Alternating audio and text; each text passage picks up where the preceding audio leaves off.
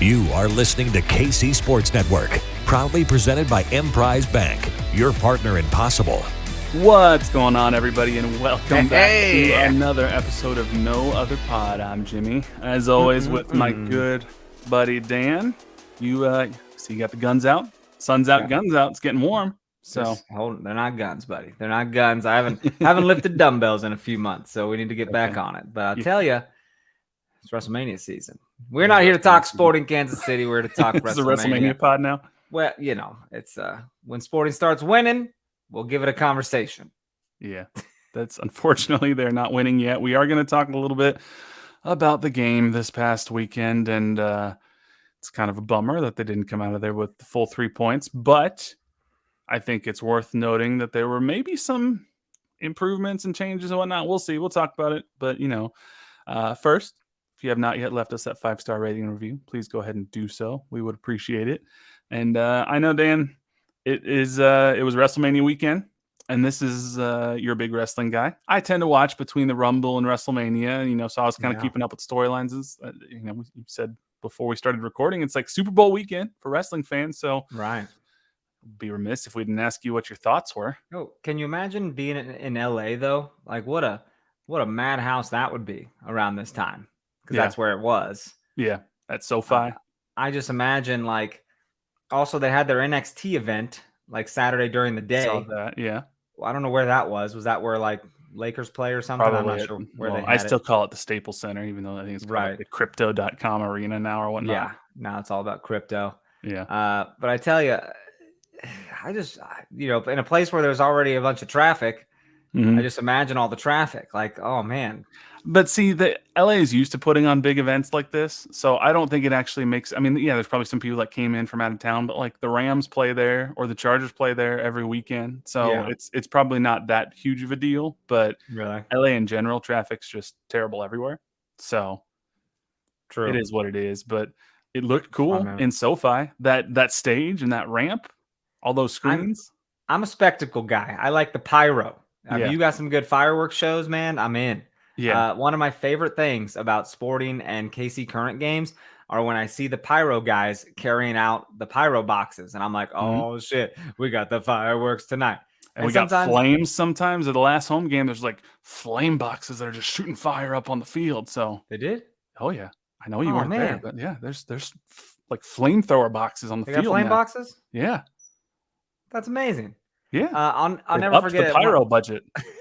One of the KC Current games, it was so like misty and foggy, and all the smoke got caught right above the stadium, and the rain started bringing the smoke down, and it covered the field. It just blanketed it in this fireworks smoke, and the game kicks off, and you can't really see the players.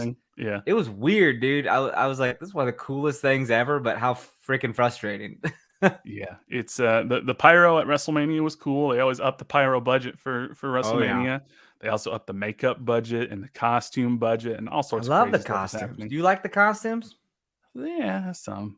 A lot of them make their own costumes. Like that's they craft it. It's crazy. I was like, Edge comes out and I'm like, why is he wearing a disco ball mask and he's got giant wings? And I'm like, I'm not really sure what's happening. He's a vampire now.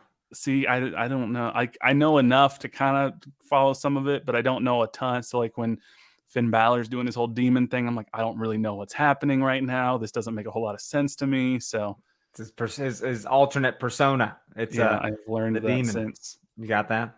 Yeah, but it's I had a good time. I think it was fun to watch. I definitely didn't think, spoiler alert, if you haven't watched it yet and you want to, I mean, what are you doing? It's at this point half a week old. Definitely didn't think Roman was going to keep the belt, but here we are. So legitimately surprising, but that's what it's supposed to be. It's supposed to surprise you. Yeah. So I'm like totally okay with it because I'm like, you got me.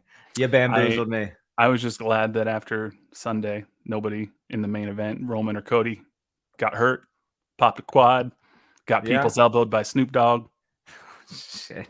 Well, I got it, dude, and that's the thing, right? This isn't like I don't know. I can't believe we're even talking wrestling right now. We're fucking dorks. We'll get there in a second. Dude, they don't have seasons, right? So this is just like a chapter, and the chapter continues. The next chapter will be written, and it's just keeps going. What a crazy business.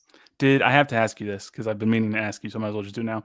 When Snoop Dogg jumped in the ring and just punched Miz, did a producer get in his ear and was like, do something, or you think Snoop just went full Snoop and improvised and was like, I got to do something because this is terribly wrong? I feel like someone told him like, "Hey, you have to go punch Miz," and he was just like, "Deal." Say no more. He's like, I got you, blood," and Yeah. he just goes and clocks him. Twice, and then you could hear the ref be like, Snoop, people's elbow, and he's like, okay, and then did the The slow ref said people's that? elbow. Yeah, if you go back and listen to the replay, they're over there looking at Shane McMahon, and then Snoop walks to the corner, and you hear her go, Snoop, people's elbow, and then he So goes and okay, does a little and jog, and then does a little jog, and the referees are the choreographers. They yeah, kind of it's stage the wild. whole thing sometimes. So This was the first time their mics might have just been real good because this was the first time it happened 2 or 3 times. You could actually hear the wrestlers if they got the cameras too close. You could hear them say what they wanted them to do next. I heard Kevin Owens tell oh, Jay double super kick, and then 10 seconds later, double super kick happens. So you no could hear it a shit, couple times. Yeah, I didn't even pay attention. That's so crazy. it's pretty fun. I But I just love it. It's a fun, stupid fantasy world that combines uh, health and fitness mhm, with theater and yeah, drama, and I love all that stuff. So it's pretty wild. So it was yeah, fun. I don't know if I'm gonna keep watching or not, but we'll see. yeah. I'm not convinced that Roman's not gonna keep it for another 3 years now. Who knows? We'll see. Oh man, boys gotta get tired. Gotta get tired sometime. But let's go to this Philly versus SKC game. And I don't want to sound too defeatist about this because I know last week when we talked and I was like, what do you think? We get a result? And you're like, nope, we're gonna lose. And I didn't I didn't make a prediction, I don't recall, because I was like, I can't in good conscience predict anything other than a loss, but I didn't want to predict a loss because I was like, at some point we got to try to right this ship. So good news, there wasn't a loss, and the defense looked pretty solid. Bad news, the offense still looked kind of trash. So I kind of want to talk about all of that for just a little bit. But what's interesting leading into this match, I know you probably see stuff in the Cauldron Facebook, and you obviously see stuff on Twitter, and I don't know if you ever get on Reddit or whatnot, but the vibes were not great heading into this match. I think a lot of people were, maybe not a lot of people, a growing number of vocal people were starting to call for bigger changes at the club that I don't think, is happening. But it was interesting because this game, starting with Ben Sweat's red card, kind of necessitated some larger changes in the lineup. Yeah. And this lineup was, I think some people maybe thought Volater might start at left back, but I don't know if anybody expected Tim Melia to be back there in goal for the first time since last July. I don't think anybody expected Castellanos to be starting in place of Andreu Fontes, Nemanja Radoja getting the start, Johnny Russell getting the start. This was a pretty significant change week over week from what we had seen from Peter Vermees. All a big shock, dude. I mean, seeing Danny Rosero in there, we kind of thought maybe we would. Mm-hmm. Like, Peter's not afraid to throw someone in there right when they get off the plane, for God's Mm-hmm. sakes. But I was surprised by seeing Tim in there. Mm-hmm. Was Pulskamp on the bench then? Pulskamp was on the bench, and it's Okay. interesting because I didn't think necessarily a lot of the goals from Seattle were Pulskamp's fault. He kind of got hung out to dry quite a bit, so I don't know if this was Peter just trying to shuffle things up just to see. I But wonder, maybe saying, hey, man, you got 4 goals dropped on you. I know they weren't all your fault. Maybe none of them were your fault, but let's just give you a breather. I mean, because you don't could want him be to feel disheartened, like, oh, what did I psychologically. do wrong? That's Yeah. that's not a bad call actually, especially against the Philadelphia Union, who they've put up 8 goals on the year prior to this game to Sporting's 2. They haven't had a great start, but they're last year's reigning Eastern Conference champions, so they're no slouches. So that's a good point. Someone said online, of all places, it's where I always go to get my smart info. Yep. Someone said, tell me I'm wrong. If Pulskamp plays in this game, we lose. Oh, I think you're wrong.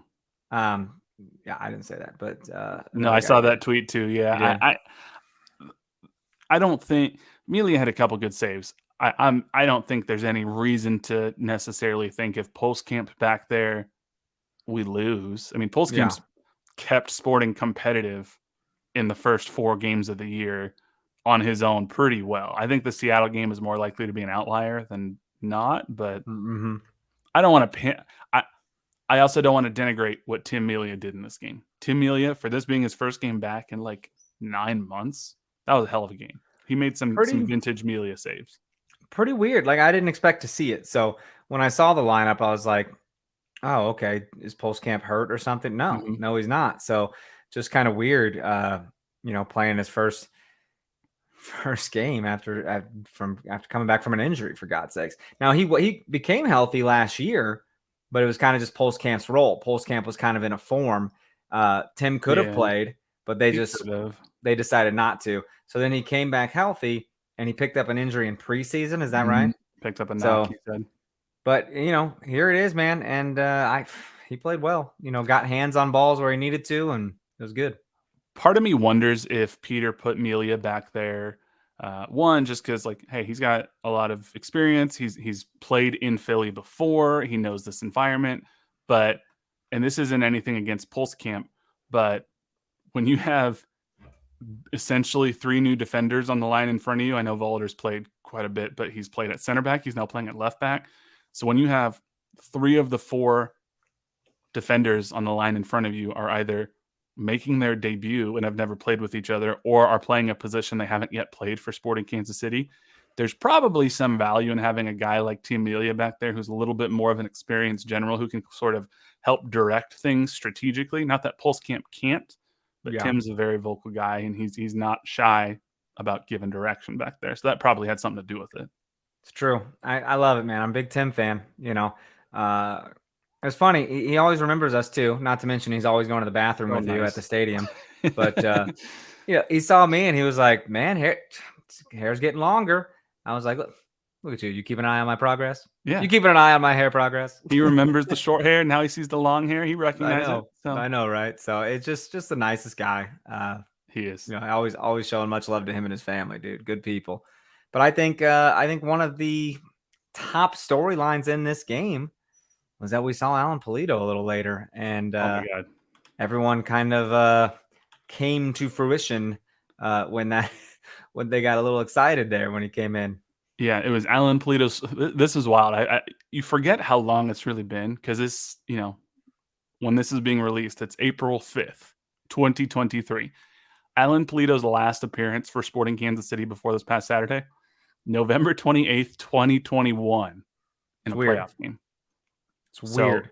It's well over a year, and it's I think I saw it was Sam McDowell who said something along these lines, and I think it's fair criticism. There's a lot of really good things about MLS season pass, but Sam, I think, was the one who said the return of Alan Pulido at this moment in this game is a massive, massive story, particularly for Sporting Kansas City. But it should be a pretty, I would say, my commentary to add to that is this should be a big story league-wide.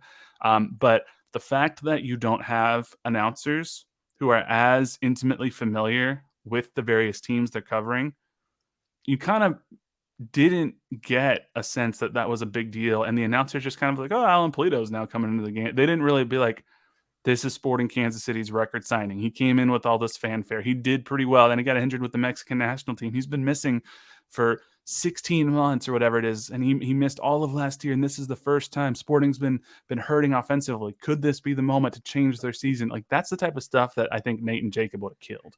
Yeah, I'm not liking a lot of the broadcast partners, I guess, just because I don't think they don't have I don't want to say, that we had homers attached to us, because we did. Sure. Absolutely, Nate and Jake were like that. But you want someone with a little more emotion. I mean, I would rather take, Stu Holden or Taylor Twellman any day, because they know the game and they show a little excitement. They know the storylines.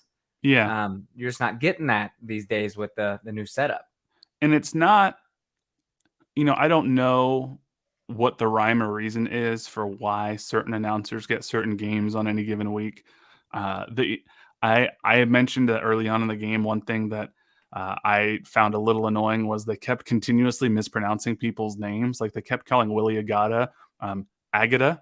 What? Or something. It was like Agata or Agata.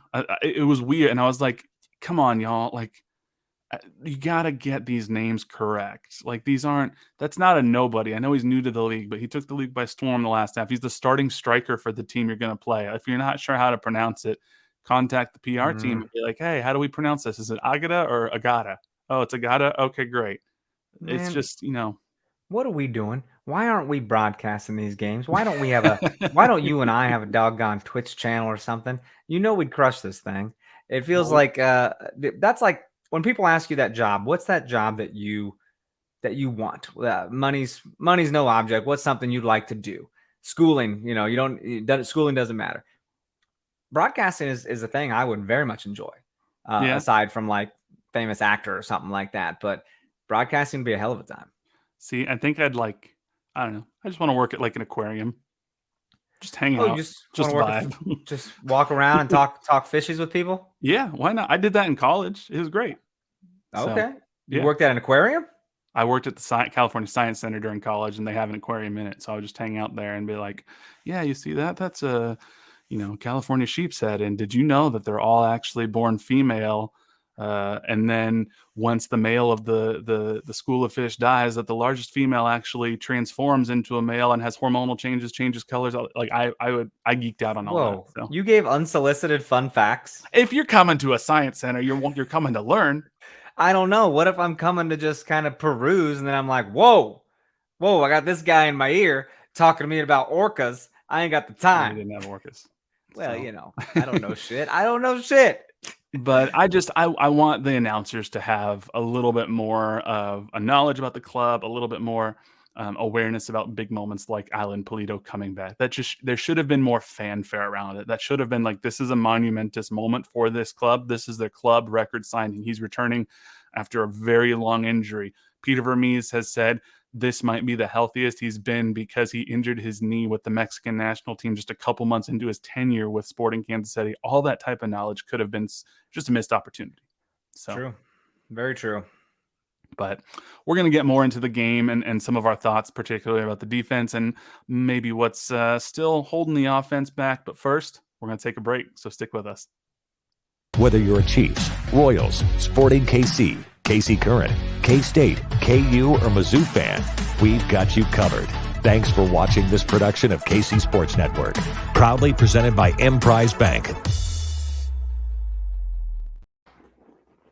All righty. So before we talk more about the game, I guess I should reciprocate the question. I can talk and ask you, you would be a famous actor, or what would you be if money was no object? Oh, acting would be great, but it's just like, my lifestyle isn't really conducive to that, man. I like to get up early. I don't like to stay out late, that kind of thing. Yeah. But broadcasting would be legit. That'd be a fun time. I did. So when I started college, I actually started as a broadcast journalism major because I thought I wanted to do like sportscasting or whatnot. And then I didn't want to end up going to like start my career calling college lacrosse and, middle of nowhere or whatever. So yeah, moved away from that. But you got to start humble, right? Yeah. Yeah. So yeah, you know what? I've seen you act. You can do it. You can act, you can sing, you can tap dance. I'm telling you, dude. I went out to Chicago for a bit. A lot of those shows I was doing were all late and stuff, and I had to get up to work out for a bank job. And I'm like, I ain't got no time for this. I'm fucking tired. Yeah, I'll wake up and you'll have texted me like 2.5 hours prior, and I'm like, this man got up at like 4 a.m. No, 6. But then I know I can, text you at like 10 p.m. at night, and you're probably going to be in bed, if not close to it.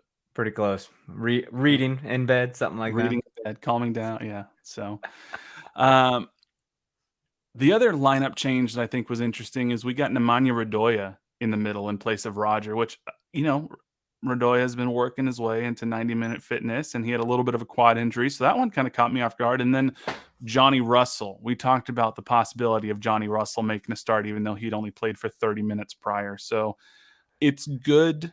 Now, we don't know what the status of Nemanja Radoja is, at least at the time of this recording. He did get injured 25, 30 minutes into this game. It says the 34th minute. Yeah. So that's kind of a bummer, but it's nice to see Johnny Russell starting again. It's nice to see Alan Pulido coming in and getting a solid 30 minutes of work. It's starting to feel like this team is slowly, step by step, not fast enough for a lot of people, and I get it, but step by step starting to move back toward the lineup that we hope to see. So Yeah. And we kind of knew, we kind of hypothesized that Johnny would get about 60 minutes. And I kind of wondered if he wouldn't start because you're not going to sub him in at like the 30th or something, might as well Right. start him. But I think Roger was kind of expecting a night off, maybe coming in at like an 80-minute sub or something to get someone out of there. But I don't think he expected to play, 60 minutes. I don't think he did either, but I mean, hey, he's going to do what he's got to do. Yeah. Radoya was looking really good too before he went out. It was nice to have somebody who I know. I think Remy Voltaire largely has been doing really good at the 6. I like having Voltaire at the 8, even though Remy says he prefers at this point to play at the 6. I like having Remy there at the 8, and then having a guy like Nemanja Radoja at the 6. It just felt like there was a pretty good bridge between the back line and the attack, and Radoja was doing pretty well defensively. Volader at left back, I think we kind of discussed the option of him playing there. It was interesting because he didn't seem like he was pushing up into the attack as much as Ben Sweat often did, or even Tim Leibold in his game and a half that he's played or whatever. I wonder if that was Peter Vermees being like, hey, I know sometimes you like to run up there. Don't get yourself caught off guard. We got Daniel Shallowy. We got Eric Tommy, who is drifting over to the left quite a lot more, I think, than he normally does. Seems like Peter, especially with Castellanos and Rosero next to him, who hadn't played for Sporting yet. My guess is Peter was like, just chill out a little bit, hang back, help the defensive line. And, I mean, there's not a lot of highlights if you look on MLSsoccer.com, but I think that's because the Sporting Kansas City back line did a pretty good job containing and keeping a lot of threats away from the Philadelphia Union. Well, and so did they. They did a good job too. I mean, each team had 4 shots on goal. The teams combined for 30 total shots and no goals, man. Each keeper had 4 saves. That's just pretty, I don't know, pretty tight locked game. I mean, a deadlocked game. They didn't no one really pulled away and made it their own, I guess. But the weather was wet, man. There was a whole delay to this game. There was an hour delay. So pretty wild. I guess it was must have been. I mean, they'll play in rain, so it must have been lightning in the area. And so when there's lightning, even if it's just one lightning strike, there's like a whole clock that like, okay, now you got to wait 30 minutes for there to be no more lightning in the area, and there's like the 15-minute warm up period and all that. So yeah, players got to get their bodies working again, and they told all the fans to shelter in place. That always sounds freaking terrifying, by the way. Shelter in place. Yeah, holy shit. No, but you're right. It was a very like statistically even game. I thought Sporting looked slightly better in the first half, and I think if you looked at the first half XG, Sporting had a little bit more. Still not crazy in the attacking chances. Johnny Russell, he looks like he's given a little bit more of an attacking threat, obviously, than Kyrie Shelton, but he's still working the rust off. He doesn't tend to make the obvious play as much as Kyrie did. He was more willing to take on a defender rather than just always 100% of the time lay it off to Graham. And Graham looked like he was more willing to cut inside than he was with Kyrie. So that's good, but still some rust. I really liked what I saw from both center backs. I think, is that right? Yeah, Castellanos I didn't expect to play, but I thought looked solid. Mistake here or there, but did well. Danny Rosero, dude looks good. And he's big. He's jacked. Like that guy, I think, could be an anchor for this back line for a handful of years to come, at least. And I'm not trying to be too overdramatic after one start, but there's no reason that he's not going to be the anchor of that back line for the remainder of this year. Now, this is a moment where I think Peter was sitting a certain person to make a point, and I think it was Andreu Fontas. And I think that way. Because he was supposed to pretty much be on Jordan Morris last game. And Jordan Morris, well, we all know how that went. You all were treated to 4 goals at the park. So good times. Yeah. Not to mention Casey Current. Oh my God, why is everyone scoring 4 goals at this field, man? But Fontas on the bench, and it's like, okay, man, next man up. Show me what you got. And Rosero's getting forward and getting his head on the ball on goal. Yep. looking dangerous in the air. I don't know. Yeah, he's a target man, and Fontes is not fast. Fontes is not very athletic. He's a passer. He's kind of known for that. He's he's supposed to be the replacement for Beasler on that left side, left-footed center back who can distribute the ball, play out of the back or whatnot. But if you're gonna not be athletic like Fontes is, you can't be making positional errors. You got to make sure you're in the right spot at the right time. And how many times have we seen now Fontes either be in the wrong spot, be off by, a yard or so from where he should be, step up, make a mistake, and not be able to recover.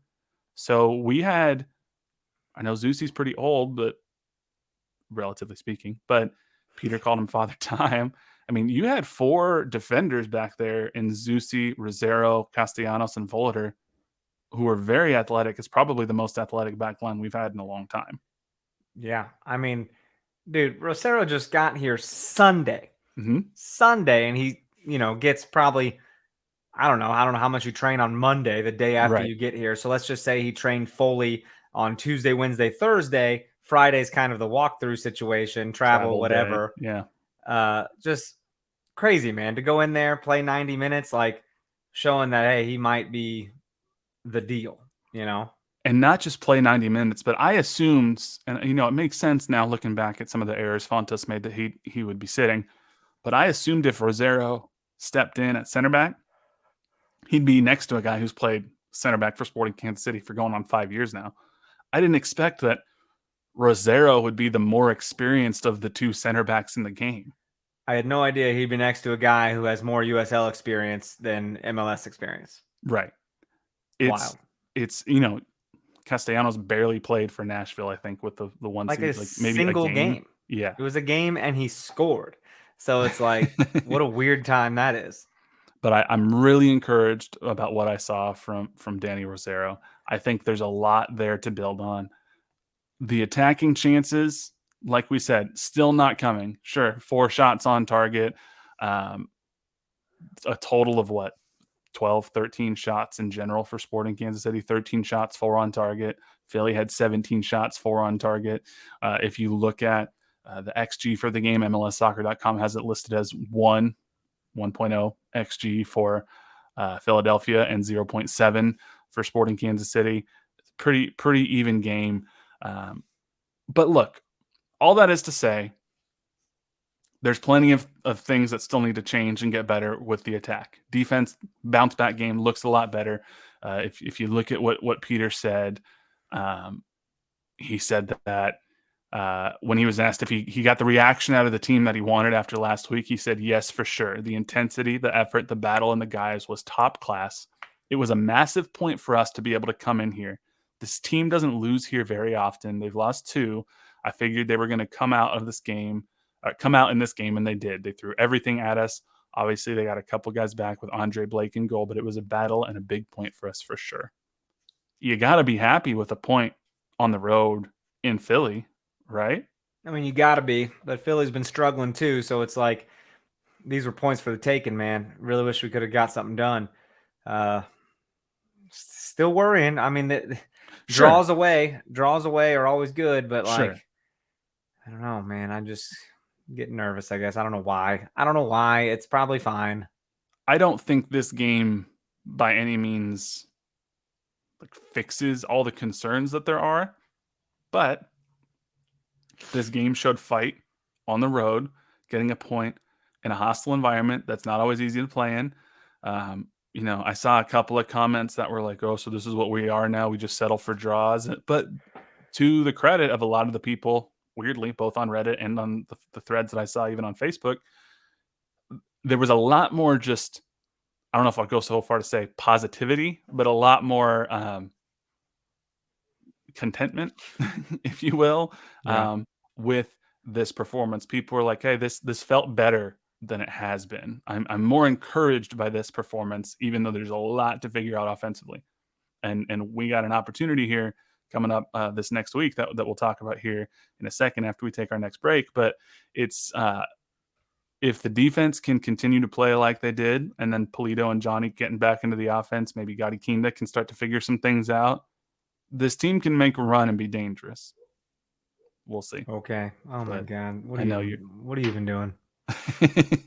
Well, let's take a break, and then we'll talk about the Colorado Rapids game coming up here after that. Whether you're a Chiefs, Royals, Sporting KC, KC Current, K-State, KU, or Mizzou fan, we've got you covered. Thanks for watching this production of KC Sports Network, proudly presented by Emprise Bank. And we're back. You don't sound very encouraged. You sound, and I get it, but it sounds, is it probably a case of, hey, until we start getting goals and wins, that it's just hard to really be optimistic? I mean, I feel like I'm the Roman emperor, and I'm up here judging performances. And lately, I've been doing this, Yeah. and that's how it feels. And I need to be thumbs up, and I just not feeling thumbs up right now. And I don't Fair. feeling optimistic is fine, but what's that get you, man? Sunshine and rainbows out your beehole? Like, it's not even part. It's not realistic. So it's just like, let's score a goal. All right, let's score a goal that's not freaking Daniel's deflection goal the other week. Let's do something.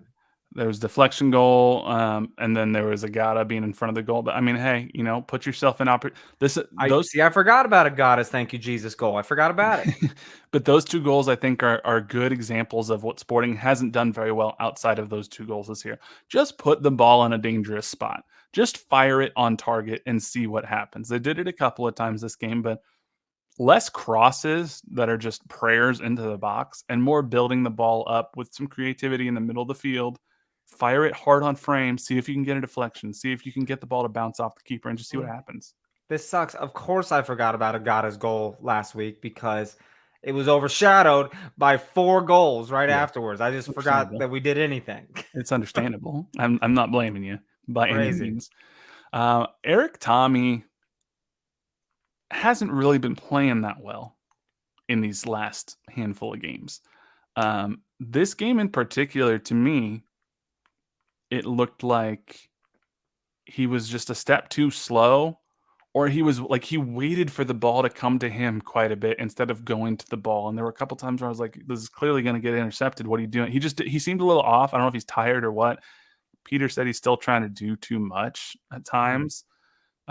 Hopefully Johnny coming back and Pulido coming back, or maybe even Gadi Kinda coming back, kind of takes some of that pressure off. But I think this team needs an attacking mid to be in form for us to perform well. Well, it's interesting. Things have been building. You're right. We are taking steps forward. Throw away that Seattle game. That was trash. But this Philadelphia game, if you want me to put my optimistic pants on, I will. And I can feel like things next week at Colorado can feel better with Johnny back in the lineup.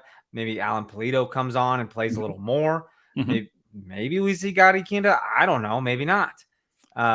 Either way, Johnny's in there and Allen's in there, and that's a huge upgrade. Yeah, so the game's it's going to be back here at Children's Mercy Park. It's a home game for Sporting KC Colorado. I think if you look at the standings here, I'm looking at my monitor up here. They're dead last with us. The only reason that they're technically behind us in the standings is their goal differential is -6 compared to ours being -5. But we both have 3 points through 6 games, so it's not great. But this is, I know Peter got in a little, I don't want to say trouble. People on Twitter kind of took him, I think, a little too literally. He was asked at training last week, is this a must-win game? And he was like, the only must-win game is a cup championship. Yeah. And people got a little feisty. Well, the other week they quoted Shallowy because Shallowy said it's a must-win game, right? And Peter was like, "I don't agree with that." Right? He's like, "Is this a final? What are we talking about?" Well, and people are like, "Well, what about the game before the championship? If you don't win that, yeah, okay. Let's not get caught up in semantics. You understand what Peter was trying to say, but I'm gonna flip on what I just said. I do think this game against Colorado is a must-win game. Not in terms of like if you lose it, you're out and the season's over, but in terms of the mental stability of the Sporting Kansas City fan base.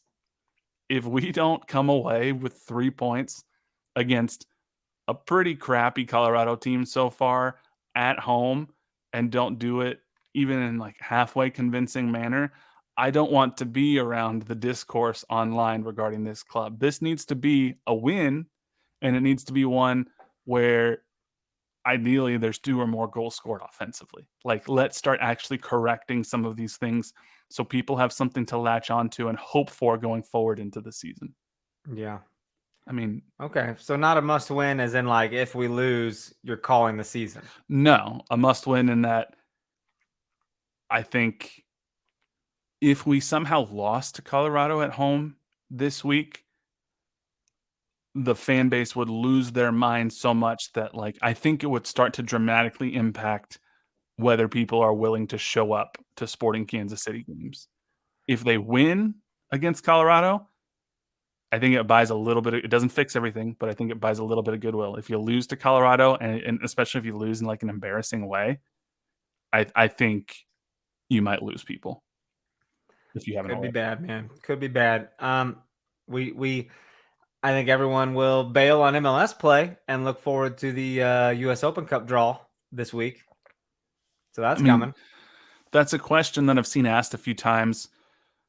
So before we get back to the Colorado game, I guess I'd ask you, let's say that we lose to Colorado. Let's not even say we lose to Colorado. Let's say the MLS season doesn't go the way that we want.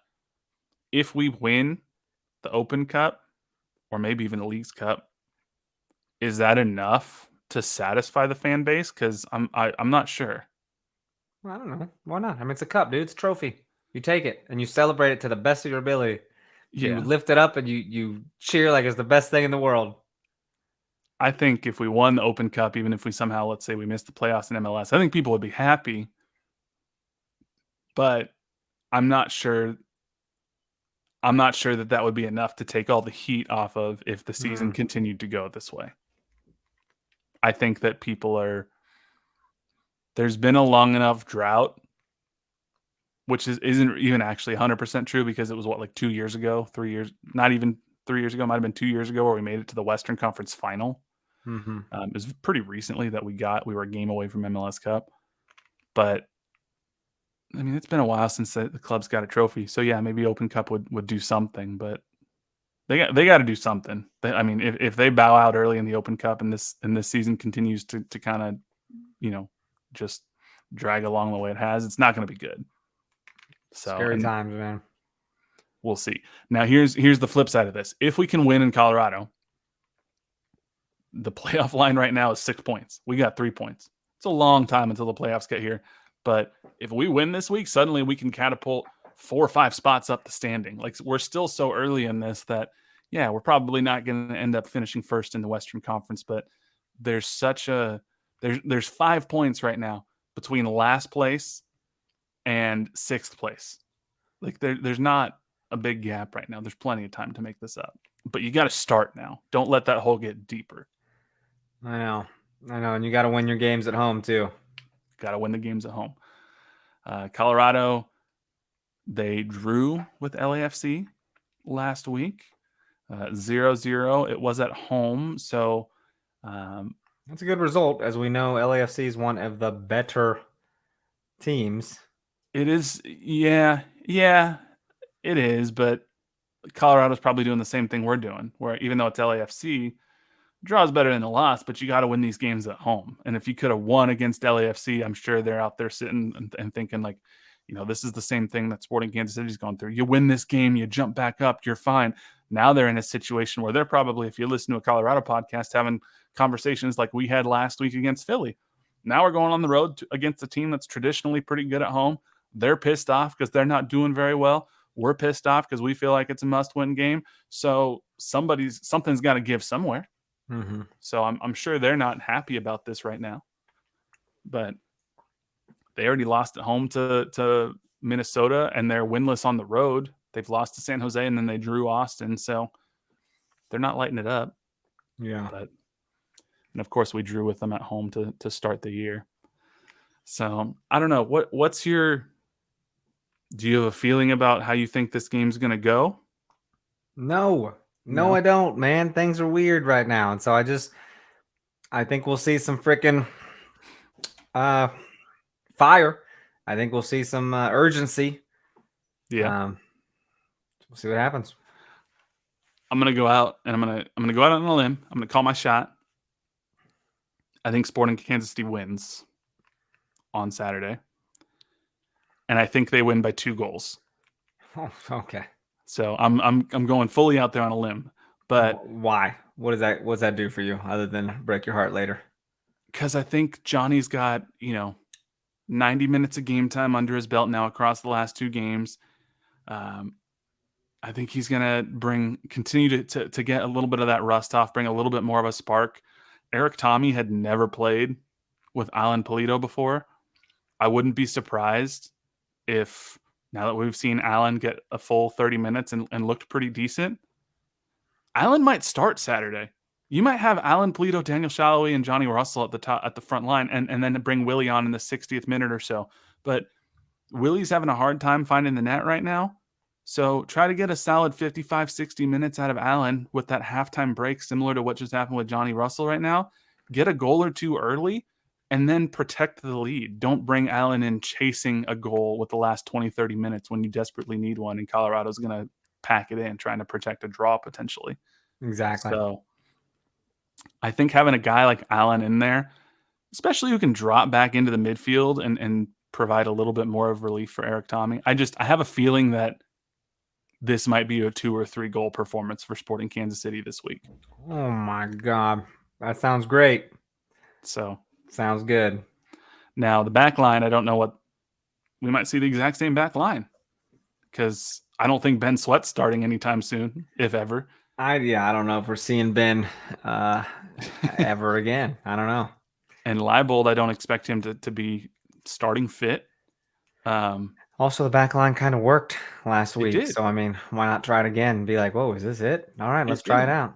I wouldn't be surprised if we saw the same back line, saw Tim again. We don't have an update, at least as of this recording, on Rodoya's injury. So it might be Tommy and Voltaire and Roger again. Or maybe Felipe Hernandez gets a moment. I don't know. Maybe he gets in there. And then Shallowy, Pulido, Johnny. I'm just saying. And if that's the lineup, I feel pretty confident. Well, I'm glad you do. I know you don't. I'm trying to talk you into it, and it's not working. I'm not. I mean, I'm just here, man. Give me a reason to watch. Give me something to cheer for. Yeah. Well, we'll see. I think a win goes a long way towards starting to right the ship on Saturday, and I think they kind of need one to get people excited about coming back out to Children's Mercy Park. So we'll see. Outside of Sporting Kansas City, I guess the biggest news from this past week in terms of results on the field is St. Louis City finally lost a game. They finally got them. But here we are, a 1-0 loss to Minnesota United. They figured it out, how to take down the Giant. My only, I guess, sadness about this game is we can't be the first ones to give St. Louis a loss in their new stadium. Yeah, exactly. Was this a home game for St. Louis? It was a home game in St. Louis. Minnesota won 1-0. Turns out when you don't have a back line that just freely gives the ball to St. Louis strikers, it's a little bit harder to score. Nice. So, but yeah, this is the first game where St. Louis didn't get a single goal. They lost 1-0. And I think we've talked about before that eventually the unsustainable way they're scoring goals was going to dry up. And yeah, it kind of dried up. They got less than 1 XG to Minnesota's near 2 XG. So we'll see. Life's tough in MLS. I think they'll probably make the playoffs, getting 15 points to start the year, but it's obviously not always going to be sunshine and roses in St. Louis. Good. Glad to hear it. LAFC tied with Colorado 0-0 like we saw. Just kind of a lot of, odd results. Columbus laid the smackdown on Salt Lake 4-0. That's Columbus has done, 6-1 against Atlanta, and then the following week 4-0 against RSL. They're out there. Dangerous team. They're scoring all sorts of goals, so it's pretty wild. But I guess outside of the results from this last week, did want to give a shout out to former Sporting Kansas City midfielder Ilie Sanchez. You see the news about Ilie this past week? I did. Officially an American citizen. He showed up to the LAFC training ground, had his little American flag he was waving. Yeah. Between Tim and Ilie, who do you think? I mean, it's hard to say, and I don't want to pit them against each other, but those two have to be the nicest people we've ever talked to on this podcast, right? Oh, I mean, sorry, Tim, but Ilya is number one. I mean, just saying, dude. The dude invited us out to hang out, and I was like, what? Yeah. It's not to break any confidence or anything, but like, we had Ilya on and we asked him at one point about like if they get motivated by what pundits say about them or whatnot. And he kind of went on this thing about like, yeah, sometimes I don't think the media really knows what they're talking about. He didn't say that exactly, but he was like, yeah, they say these things and they're not really true, and it does motivate us and whatnot. And we were like, yeah, that makes sense. Well, then after the interview was done, I think I told you this, I got a call pretty soon after from Sporting, and I was like, hey, and they're like, hey, just wanted to check in. How'd the interview go? And I was like, good. And they're like, okay, good. Glad to hear. Ilya mentioned that he maybe said something about like pundits and the media, and like I'm in my mind thinking like, oh no, they're gonna ask us to like take it out or whatnot. And we're like, yeah. And he was like, Ilya he asked me to let you know he really wanted to make sure that you guys knew he wasn't talking about you guys. Yeah. Like he was talking like he felt bad and was worried that you guys got offended. Didn't even cross my mind. Like No. I was like, we're not media pundits, bro. No, but it's No, just the fact that like even after he was like, can you please just call and make sure they know that like we're cool? Like I wasn't talking about it. Like it just, I think it's kind of reflective of the kind of guy Ilya is. Hey man, let's get him back on here. He'd do it, right? We can get him on here.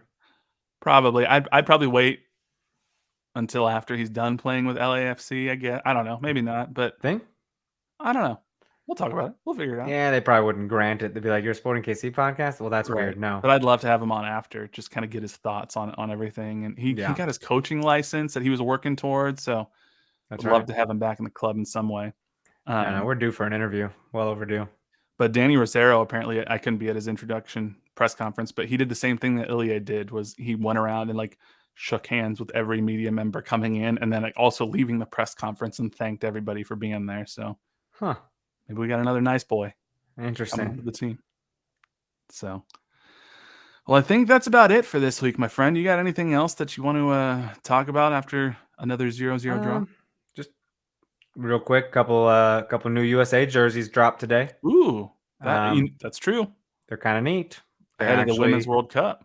Yep, they're actually not garbage like last year's. I would argue that both of them are actually pretty slick.